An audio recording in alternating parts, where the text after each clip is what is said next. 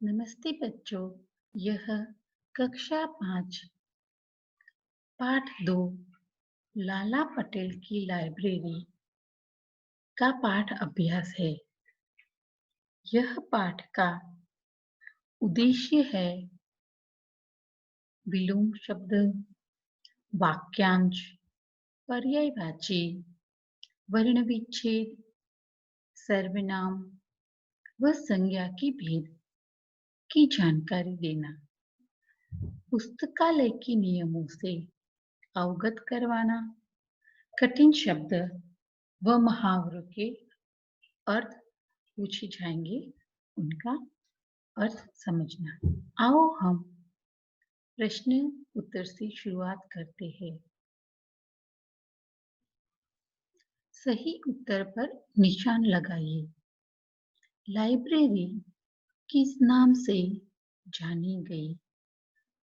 केशव भाई की लाइब्रेरी, लाला पटेल की लाइब्रेरी, गांव की लाइब्रेरी, इनमें से कोई नहीं। सही उत्तर पर निशान लगाते हुए हम आगे का प्रश्न देखेंगे। उत्तर है लाला पटेल की लाइब्रेरी। किताब बाबू के बाद लाइब्रेरी को चलाने की जिम्मेदारी किसने उठाई? गांव वालों ने, अंग्रेज अफसर ने, लाला पटेल ने, इनमें से कोई नहीं। किताब बाबू के बाद लाइब्रेरी चलाने की जिम्मेदारी लाला पटेल ने उठाई।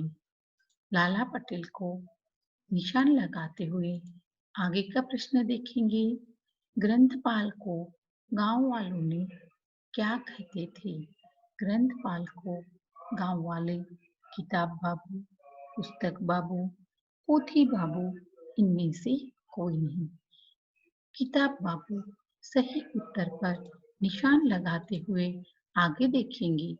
गांव वालों पर रौब कौन जमाता था? लाला पटेल, किताब बाबू, अंग्रेज अफसर, सरपंच।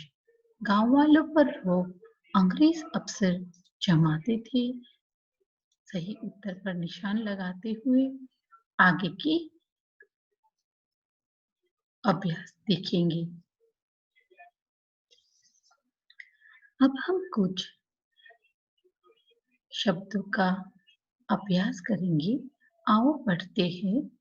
अंग्रेज, बुजुर्ग, फरमान, गंवार, लाइब्रेरी, पुस्तकालय, चौपाल, ग्रंथपाल, ग्रंथालय, पैदावार, आत्मविश्वास, शस्त्र। बच्चों, मैं आपसे यहाँ पर कहना चाहती हूँ कि आप यह सभी शब्द डिक्टेशन शब्द यानी कि श्रुत लेखन पे भी उपयोग कर सकते हैं। आओ अब हम प्रश्न के उत्तर देखते हैं।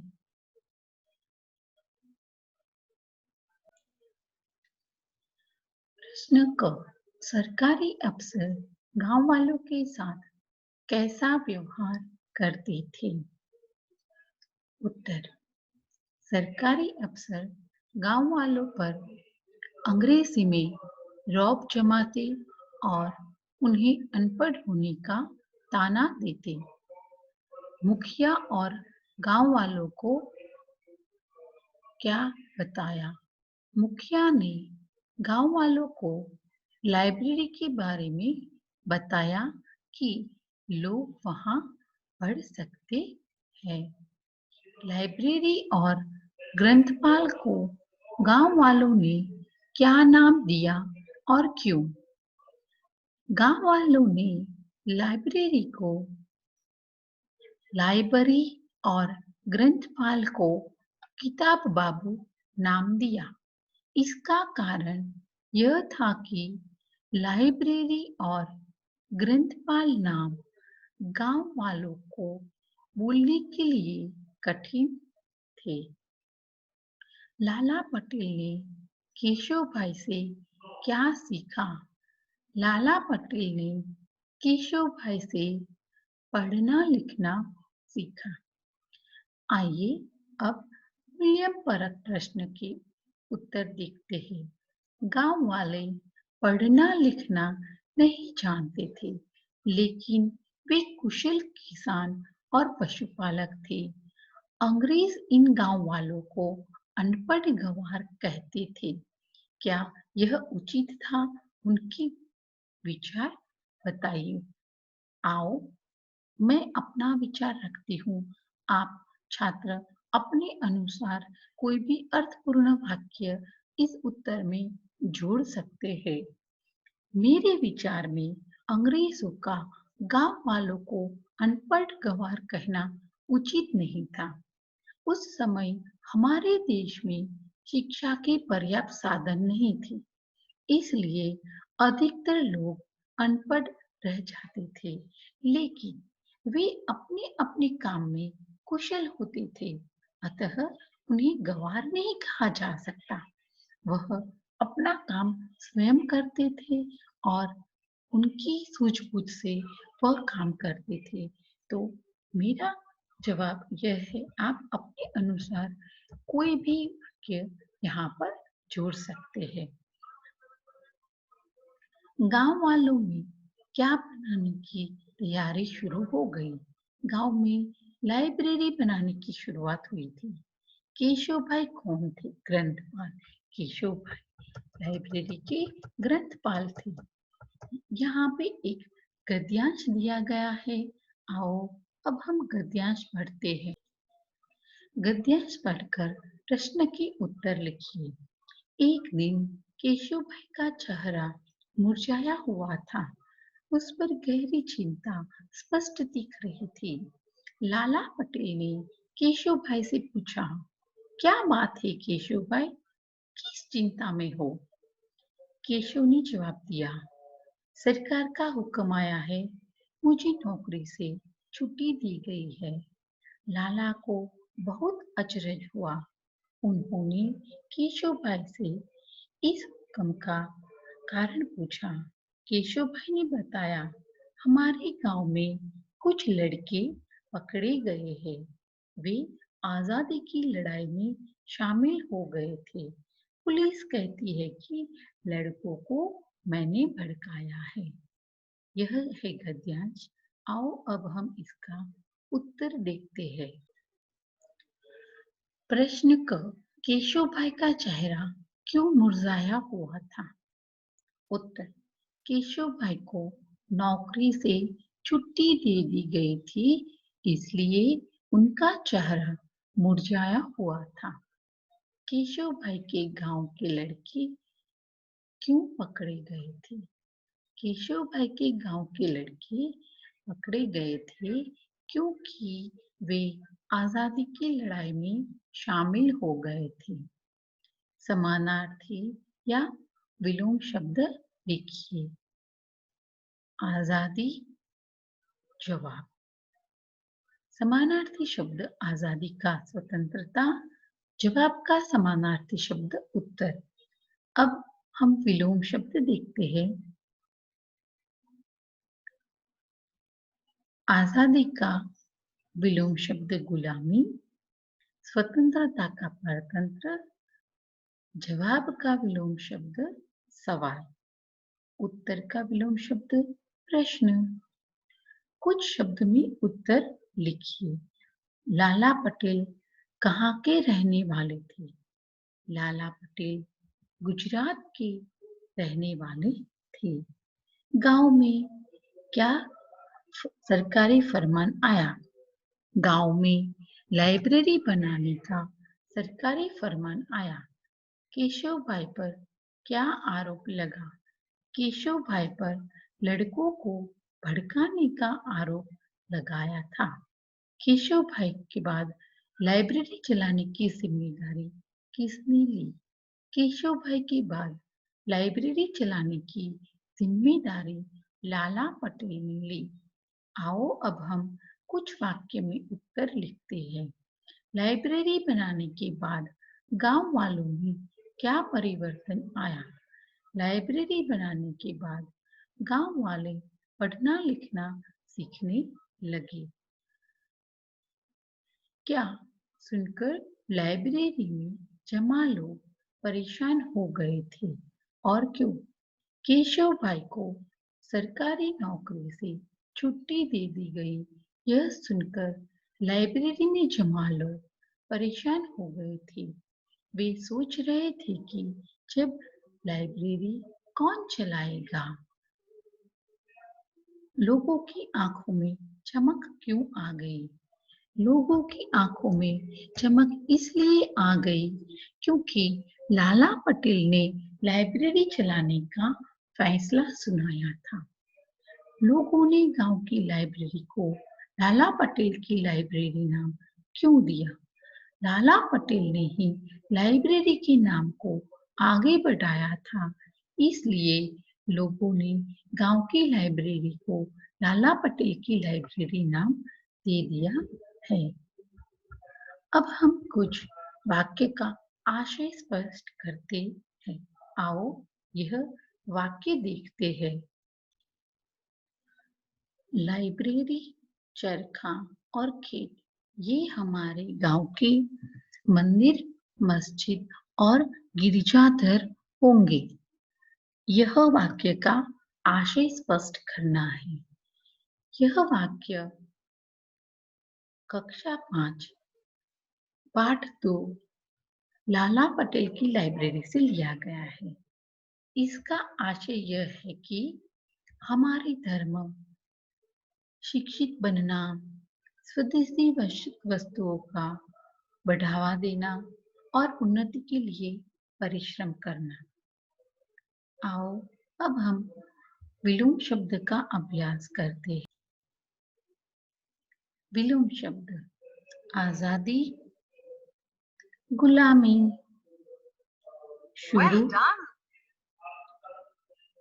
खत्म, Well done. कठिन, सरल, Well done. नए, Well पुराने, done. जमीन, Well done. आसमान, साक्षर, निरक्षर। Well done. आओ Congratulations. You won a star. अब हम भाषा में सहजता व सरलता के लिए हमें अनेक शब्दों या वाक्यांशों के स्थान पर एक शब्द का प्रयोग करते हैं। जैसे वह स्थान जहाँ पठन पाठ के लिए बहुत सारी पुस्तकें उपलब्ध हो। लाइब्रेरी यानी ग्रंथालय, पुस्तकालय आदि एक शब्द हम वाक्यांश के लिए उपयोग करते हैं। इन शब्दों के लिए वाक्यांश लिखिए। आओ अब हम इसका अभ्यास करते हैं। किसान जो खेती करता है। अनपढ़ जो पढ़ा लिखा न हो। साक्षर जो पढ़ा लिखा हो। बढ़ई लकड़ी का सामान बनाने वाला। बंजर जो उपजाऊ न हो। ग्रंथपाल पुस्तकालय का मुख्य अधिकारी। लाइब्रेरी के लिए पाठ में से आए दो पर्यायवाची चुनकर लिखने हैं। लाइब्रेरी का पर्यायवाची जैसे अब तो सभी बच्चों को पता होगा, पुस्तकालय और ग्रंथालय। इन शब्दों का वर्ण विच्छेद कीजिए। वर्ण विच्छेद के लिए मेरा एक अलग से भी वीडियो है, आप उसको भी देख सकते हैं। आओ अब हम यहाँ पर देखते हैं। किसान क हलंत, ई मात्रा, स हलंत, आ मात्रा, न हलंत, प। इससे बनता है हलंत क जमा ई जमा हलंत स जमा आ जमा न जमा अ। शहर हलंत श जमा अ जमा हलंत ह जमा अ जमा र जमा अ। अनपढ़। अ जमा हलंत न जमा अ जमा हलंत अ जमा अ जमा ढ हलंत जमा अ। नौकरी। हलंत न जमा औ जमा हलंत क जमा अ जमा र जमा ई। वर्ग पहले से शब्द चुनकर उचित स्थान पर लिखिए। आओ अब हम इसमें से शब्द ढूंढते हैं। जैसे कि मैंने यहाँ पे लिखा है लाइब्रेरी, लाला पटेल, अहिंसा, गांव, आजादी, केशव, लड़का, दीपा आदि जैसे शब्द आप भी ढूंढ सकते हैं।